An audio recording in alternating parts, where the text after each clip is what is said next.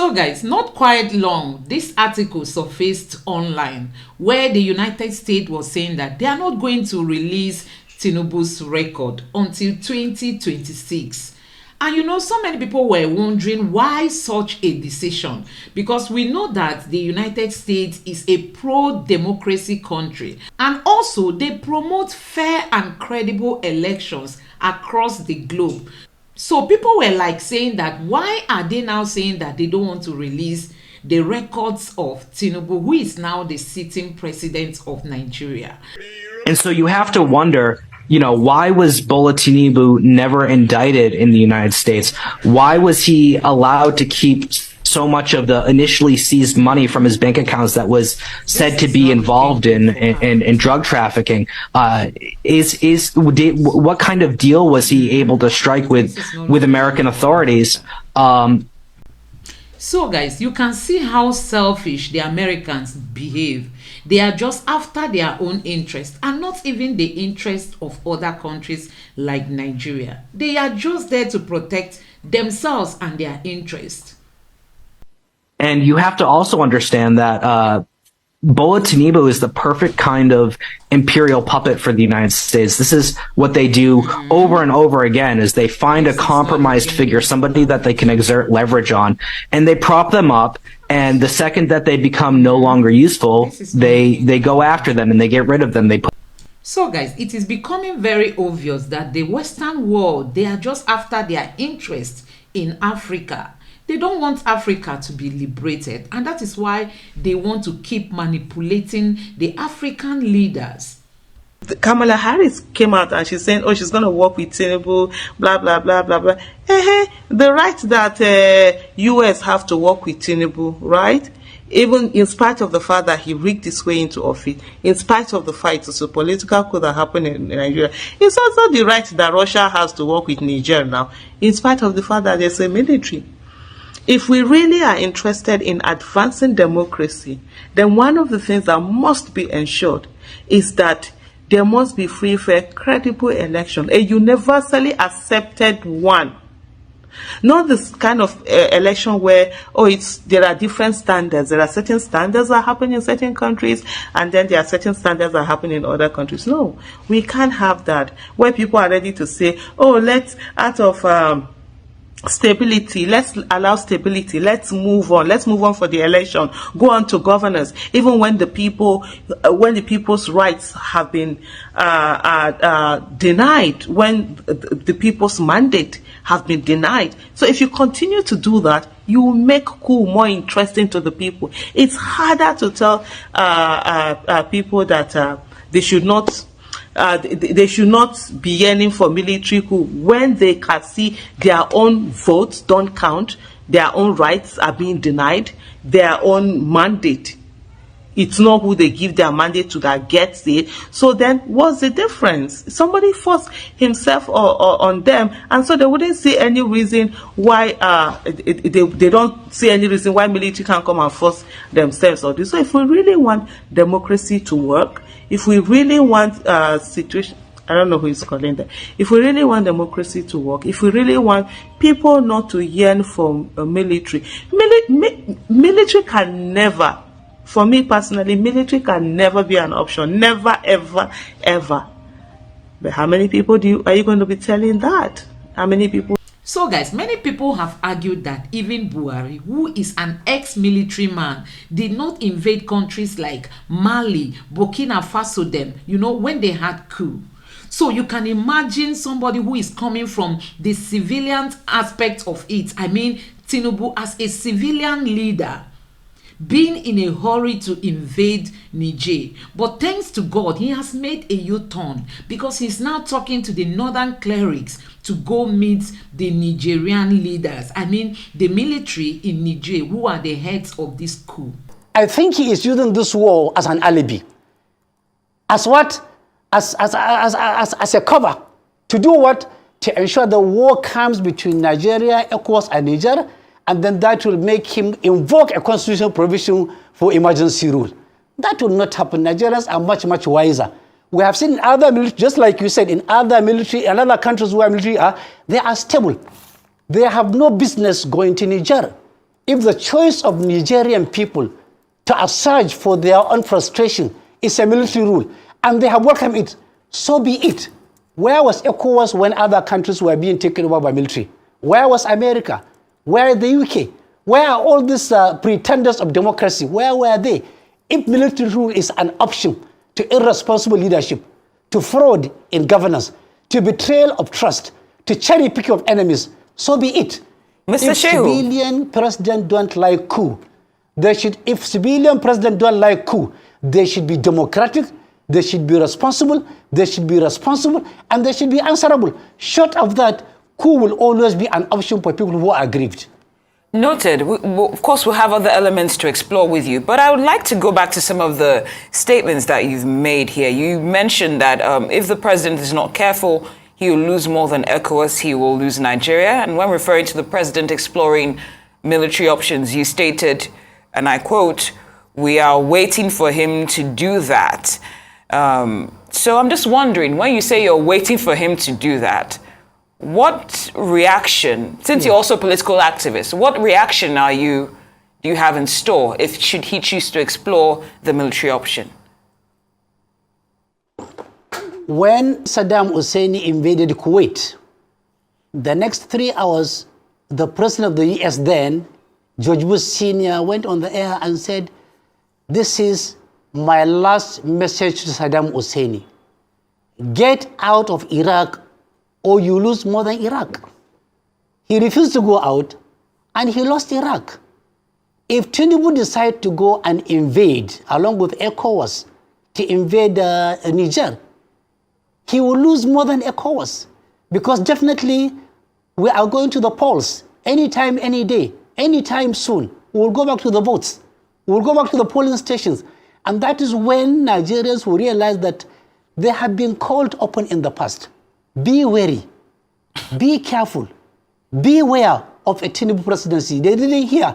Now we are seeing the manifestation of absolute failure and incapacity, inability, and lack of experience. Only an inexperienced president, barely 3 months in an office, can begin to think of war. Therefore, our option, violence is not an option.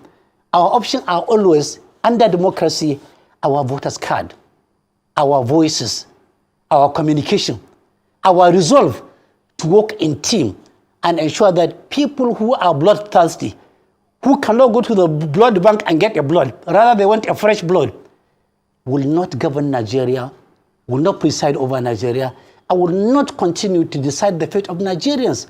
Already it's a country where everybody is on his own, everybody for himself, survival of the fittest. The devil take the hindmost. People are angry, they are hungry. Businesses have been crippled. Relationships have been destroyed. And yet under this terrible situation, somebody is thinking of war. Perish that thought of going to war. But for war, let him go to war. In war, there are multiple casualties from both ends. Only God knows who are going to be the casualties of the war between Nigeria. In fact, it's even between Nigeria, because Nigeria will sponsor this war, either by getting loan or by mortgaging anything. Other ECOWAS countries are gasping. They are economically dispossessed. They are down. They are below zero line. Let us see how under this situation he will go and borrow money to fund a war, a white-collar war, a war of emotions, and a war that will take him nowhere. And a war that is sure to create havoc within our continent, not just the Western region, but all through. Extensive havoc. Extensive havoc. And as students of history, you can enlighten us some more about this, but you were speaking about who will foot the bill for the war. We're still paying for our very valiant efforts in Sierra Leone and Liberia, in which Nigeria did shelve most of the cost for that. We do know that there is a cost of living crisis that is biting us quite severely, as many as are clamoring for palliatives. But I want to move away from that and ask about the intervention of foreign powers. Still more on being a student of history. Historically speaking, we have seen this happen in many regions. Right now, it is a power play between France and Russia, it seems. We know that the former French colonies are super annoyed with with France. They don't want anything to do with them. We've seen them expel them over the last couple of months. And here comes Russia, who is fighting its own war and creating havoc, internationally speaking. We have the Wagner troops who have decided to help liberate Niger. In such situations where people of a different skin color or a different background and different heritage come to liberate us, we do know that it ends not always the way that we plan. Can you speak about Russia's role in the Niger war and also France as well? It's not a fight between France and Russia as such. There are three parties versus a party. Proxies. The first party is America. Second party is the UK. The third party is the collective union of Europe altogether put together. On one hand. On the other hand, you have Russia. All of them are not in Niger, will not be in Niger for God and country. No, they are there for economic reasons. America, Europe, and France are feeling the pain of the dominance of Russia in their energy requirements. 80% of the energy requirement in Europe comes from Russia. Therefore, they are looking for a way out. The only way out they had was they funded a so-called pipe, AKK file of gas, running through Niger right into Europe so that it will checkmate the excesses and the dominance of Russia in supplying energy. This is the great opportunity for Russia to ensure that that project will not go on. America, Europe, and France will have to continue depending on Russia's gas and energy for any time for a long, very long time to come. Therefore, it's a convergence of hypocrisy, cherry picking, wickedness, man's inhumanity to man, and power against weakness. They are feasting on Niger simply because they are fighting a proxy war. Niger is inconsequential if there was no uranium in Niger. If there was no this pipeline of gas in Niger, it would have been nothing. When you say liberating Niger, I just laugh before I come to comment on it. What are you liberating there? Niger is the second poorest country in the world. Their per capita is virtually below zero if you compare to any of the international currencies. Their educational sector is virtually zero. Health sector, virtually zero. No agriculture, nothing. They have not been liberated of hunger, of starvation, of backwardness, of ignorance, of environmental challenge. They are coming to liberate them, to liberate their own uranium. They are coming to destroy them. They are coming to annihilate them. They are coming to exterminate them. They are coming to obliterate them simply because of man's inhumanity to man. They have refused to learn a lesson in Afghanistan. After decades of war, they ran out. America has forgotten how it went. It's a small country, Somalia.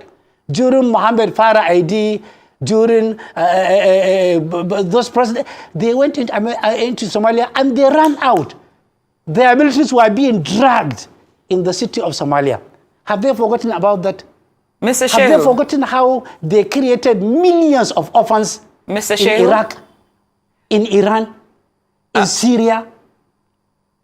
Mr. Shehu, apologies for interrupting, but we do have 3 minutes with you. I'd like to give you the opportunity to give us your what you think the solution and the way forward best approach would be regarding the situation, please. The solution is that ECOWAS, through its own chairman, Bola Tinubu, should look inwards. They should retract. They are already at war with Niger. They have cut up light, closed all borders, placed all other embargoes on them, air, sea, land embargo. This is clinically war. It's a clinical war. Clearly, a war is already happening in Niger. ECOWAS and Tinubu should look back, look inwards, retract, become prisoners of history, avoid being prisoners of geography. think wisely, act wisely, behave wisely before it is too little too late. Otherwise, this will be the end of ECOWAS. There are already 9 countries that will willingly opt out of ECOWAS. And if 9 countries go out of ECOWAS, what will remain of ECOWAS will be the dream of daydreamers, the pain of the painful, and the stupidity of the stupid will be the only thing remaining. But just since ECOWAS is relatively divided on this, quickly, do you think the AU should be the one doing the mediation at this point in time? Briefly, please. AU are also an appendix. There is a clear, direct, indirect, tangential, and linear relationship between AU and ECOWAS. They will do nothing different from ECOWAS. There is nothing like what are you mediating? It's laughable when you send the Sultan of Sokoto, a retired brigadier general, Abdusalam Abubakar, a former military, all of them beneficiaries of a coup, to go and negotiate with coup plotters. It's really laughable. It's ironical. And it shows how daft some people are in policy formulation and execution. Well, Mahdi Shehu, thank you for joining us this afternoon. Thank you for the conversation. And we can only watch as the situation continues. Thank you so much for joining us on Newsday.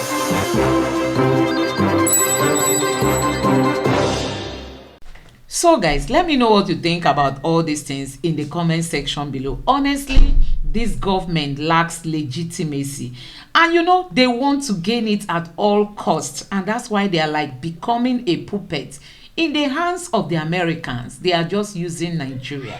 Let me know your thoughts in the comment section below. Please don't forget to subscribe to my channel, turn on the notification bell. Please give this video a like so that YouTube can recommend it to others. And let me know what you think in the comment section below. Thank you.